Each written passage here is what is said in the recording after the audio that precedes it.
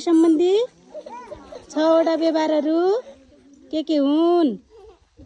1 नम्बरमा अलि बेसरी भन्नु त। 1 नम्बरमा सबैले सँगै भन्ने है।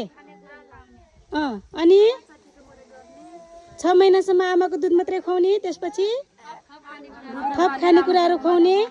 खाना कस्तो हुनु पर्यो? सफा र सुरक्षित खाना खुवाउनु पर्यो। अलि जोरसँग भन्ने। त्यसपछि खै सबैले भने खै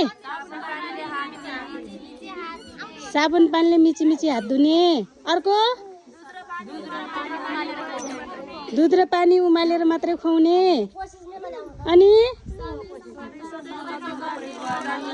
सधैँ सफा चर्पीको प्रयोग गर्ने।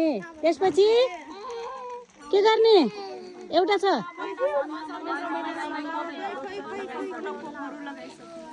अनि अरु के गर्ने?